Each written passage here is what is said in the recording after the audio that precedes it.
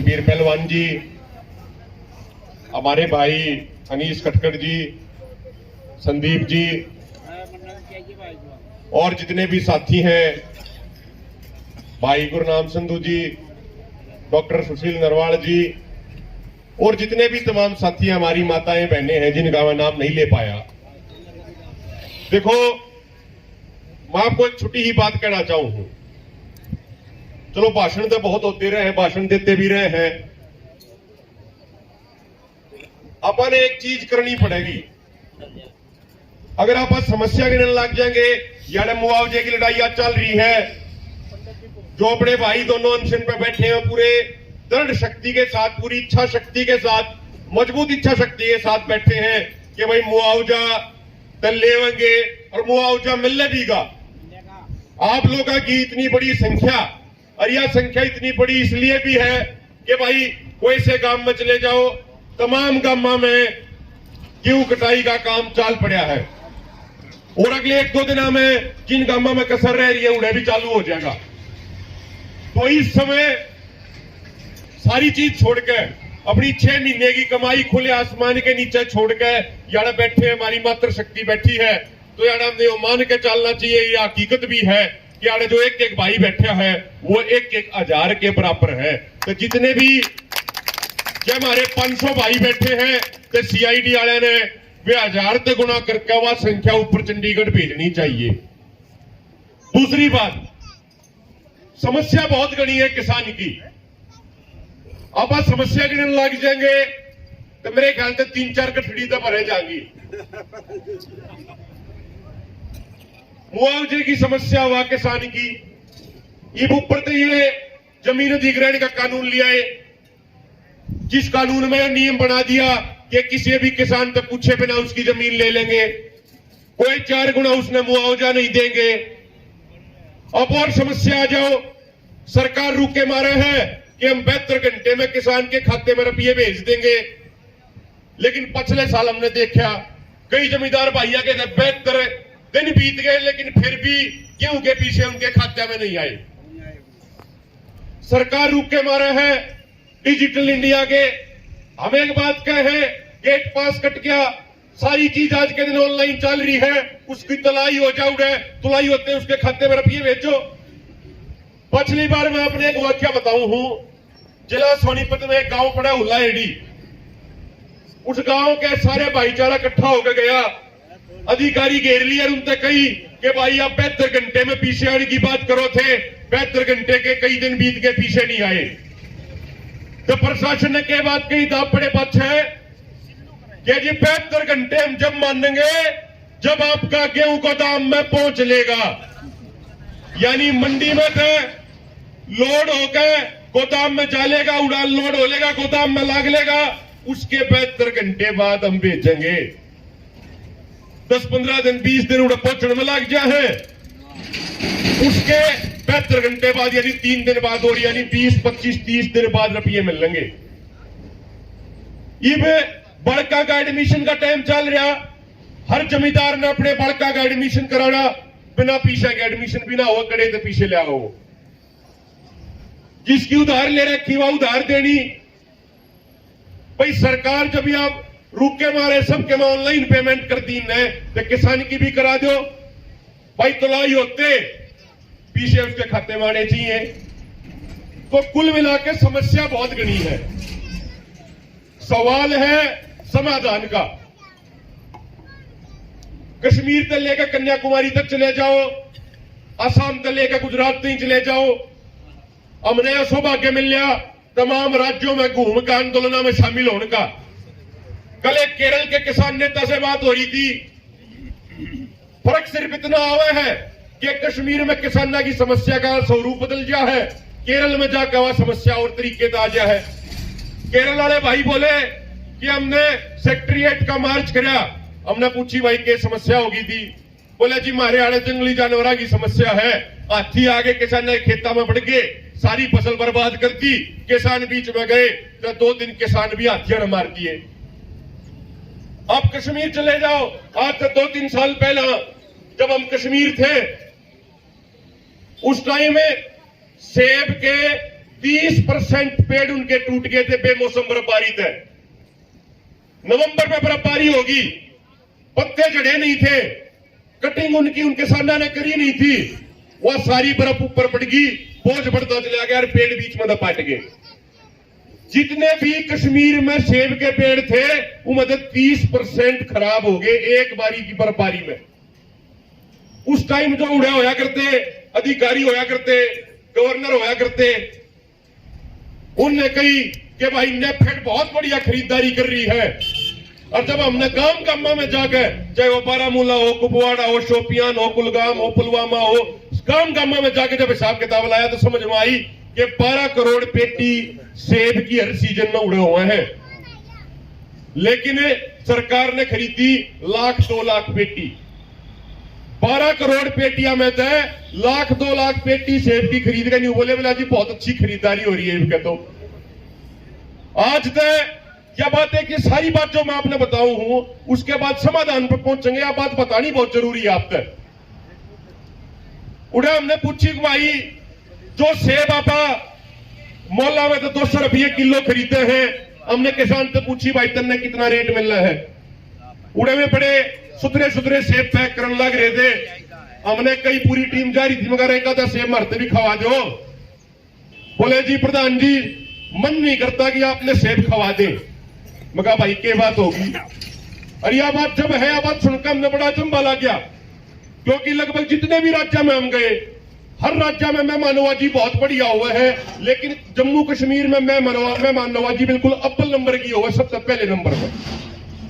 तो मैंने कही मगा भाई तुम तो मेहमान नवाजी करने खातिर जाने जाओ और तुम मारते नहीं कहता तो थेब ना खवावे हमें। उनने कही बोला जी 17 टाइप के स्प्रे करने पड़े हैं पेस्टिसाइड के, तो ये जहर बराबर सेब हो रहा है, तो ये जहर आप तक खवाया ना जाओ, इसलिए हम नाटन लाग रहे हैं। तो समस्या हर प्रदेश में है, समस्याओं का स्वरूप बदल गया है।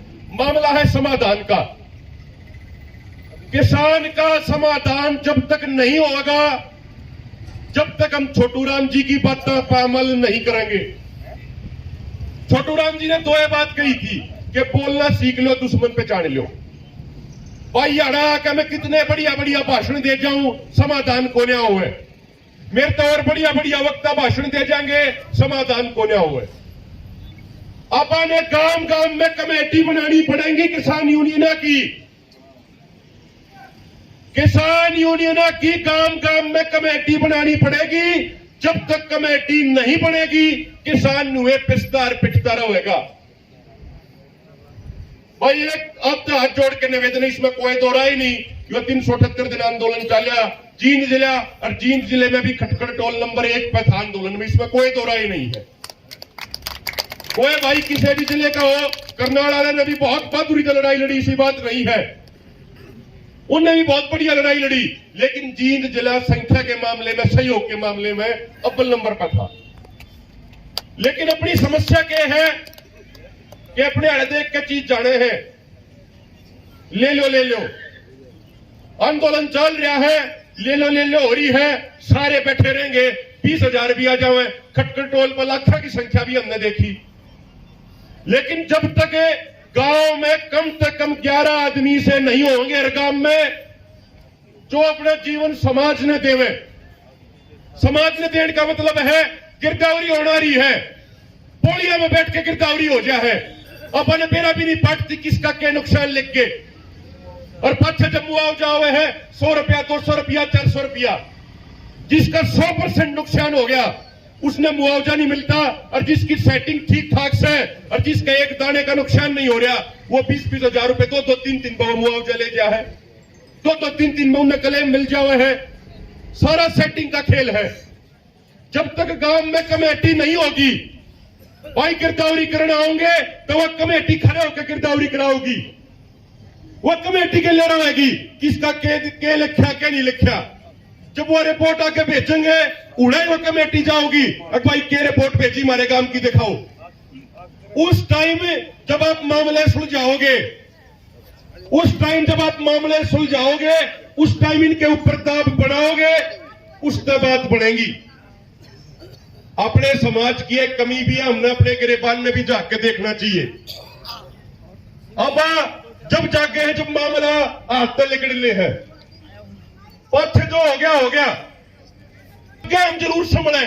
मैंने शुरुआत में कही दोनों भाइयों से बात हो रही है, इनका इच्छा शक्ति इतनी मजबूत है कि एक भाई ने ये मुआवजा दिलवाएंगे। इतनी बार तो मुआवजा मिल गया, अगली बार का भाई जड़े समस्या है उड़े अपने चोट मारनी पड़ेगी।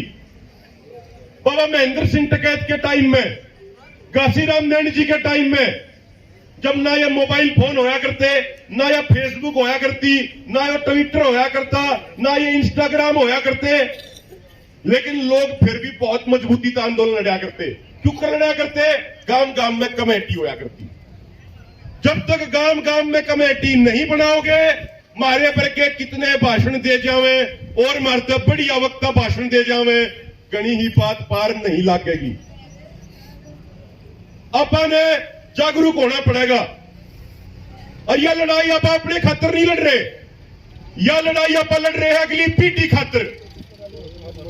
कई भाई कहे हैं, फोन आवे, बोले भाई अभिमन्यु भाई बहुत बढ़िया समाज सेवा कर रहे हो। हम उन सारे एक बात क्या कर रहे भाई, आप समाज सेवा को ना कर रहे, आप समाज सेवा नहीं कर रहे। और मैं आप तभी बात नहीं करता कि आप समाज सेवा करो, लेकिन जो अपने घर में छोटे छोटे बालक हैं, जो आपके पोते पोती है, जो आपके बेटे बेटी हैं, उनके भविष्य कारण देखो। मैं भी जब घर जाऊंगा, ये भी अपने घर है, यारे बैठे ये भी अपने परिवार के हैं, लेकिन जिस मां की कोख से मैंने जन्म लिया, जब उस घर में जावे हैं, जब उन छोटे छोटे बालकों ने देखे हैं, तो चिंता हो जाए दिमाग में, पूरी रात नींद नहीं आती। अगर भाई इन बालक का खातर ना रोजगार बच रहे, ना काम धंधे करने के हालात बच रहे, ना नौकरी बच रही, जमीन या सरकार खोसण लग रही है, खेती घाटे का सौदा इन्हें बना दिया, तो ये चिंता क्यों कर रहे? अब तो संघर्ष करके काट देंगे। सतबीर पहलवान जी है, जीवन ईमानदारी से संघर्ष करके काटा, परमात्मा ने से और 30, 40, 50 साल दे रखे होंगे, वे काट देंगे। सवाल है अगली पीढ़ी का, वह क्या करेगी? वो छोटा बालक है, ये छोटा बालक आपके बीच में है, मानो तो यो भी मारा बालक से, यो नहरा को नहीं हो, यो भी मारा बालक से। सवाल है इसके भविष्य का। तो मैं तो हाथ जोड़ के एक निवेदन करूं, एक नियम बना लो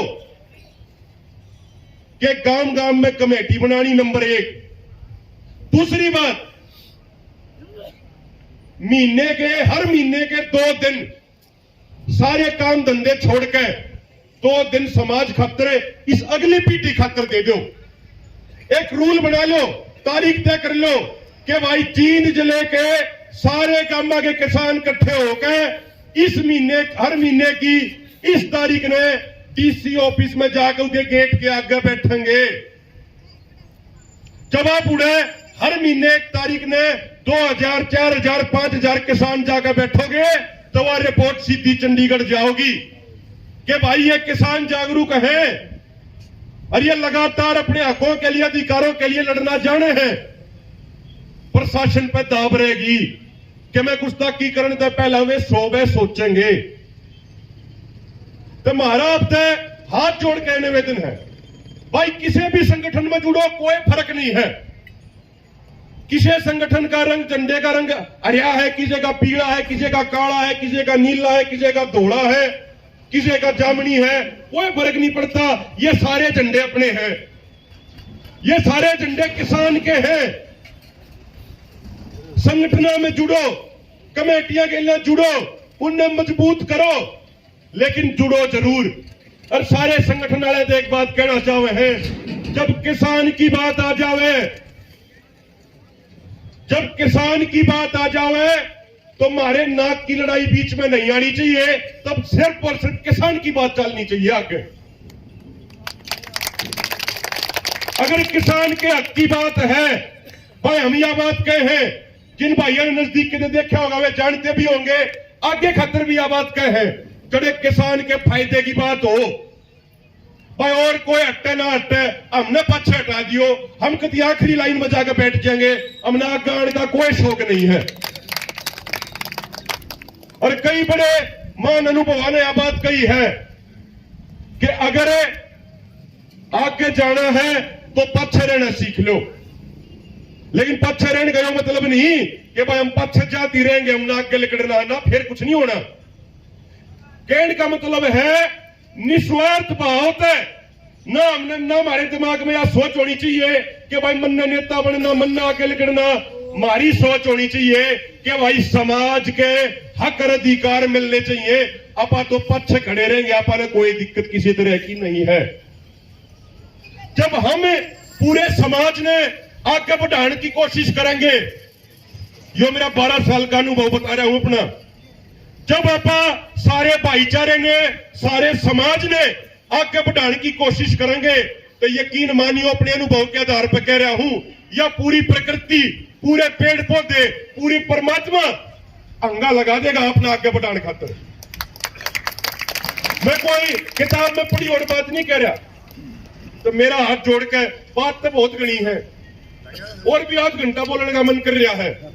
देर तक बैठे हैं, अरिया समस्या भी है, ईब तो ऐसा हो रहा है 10-12 साल में इस आदत पड़ गई, ना बोल लेते ना तो सांझ ने नींद आती और ना ये रोटी बढ़िया लगती। अरे वो बोलने वाली इसी बीमारी होगी। अब यह शुरू होने का तो बटन है, पर वो बंद करने का, ऑफ करने का बटन ना बनाया परमात्मा ने। ख्याल से बोलने रहे हमें भी बोलेंगे, फिर कदे आप एक अक्षर में निवेदन फिर जरूर करूंगा, इकट्ठे हो लो, संगठित हो लो, ना तो 5-7 साल के बाद ऐसा हाल हो जाएगा कि लुक के सारे ने रोना पड़ेगा। खुले में रो भी नहीं पाओगे, लुक का हम सब ने रोना पड़ेगा। 5-7 साल में यह बात बनने वाली है, जब आप इकट्ठे नहीं हुए, आप संगठित नहीं हुए थे, तब भाई एक बार नारे ला लो, सारे लाइयो नारे, खटखट टोल के नारे भी मस्त। एकता जिंदाबाद, किसान एकता जिंदाबाद, हमारा भाईचारा जिंदाबाद, मोदी सरकार मुर्दाबाद, खट्टर सरकार मुर्दाबाद। हर एक अक्षर में एक छोटी सारी चीज मिल लेंगी, और जब भाईचारा टूट गया तो कुछ नहीं मिलना, सिर्फ जूत मिलने हैं। कोई भी राजनीति हो, बाप हो, बेटा, भतीजा, भाण, चाहे जो भी पार्टी है, सारे के इस बात का पेट में दर्द हो रहा है कि इस आंदोलन ने यो हरियाणा, पंजाब बर्बाद जाने हैं कि आजादी के आंदोलन में 92% कुर्बानी इससे हिस्से की थी। कोई राजनीतिक पार्टी नहीं चाहती कि आप सारे इकट्ठे हो जाएं, इसलिए सारे रल मिलकर, यह सारी पार्टी रल मिलकर इस भाईचारे ने खिंडाना चाहे है। इन पार्टियों ने एक बात का बेरा है कि ये किसान इकट्ठे हो गए, ये किसान एकजुट हो गए, ये किसान समझदार हो गए, तो फिर इन राजनीतिक पार्टियों के झंडे कौन उठाओगा, फिर इन राजनीतिक पार्टियों के जयकारे कौन लाओगा, इनके पीछे कौन हंडेगा। इस बात पे सारी पार्टी दुखी हो रही है, तो इस भाईचारे ने बनाकर रखो। आपने सुना, बहुत बहुत धन्यवाद। किसान मजदूर एकता जिंदाबाद।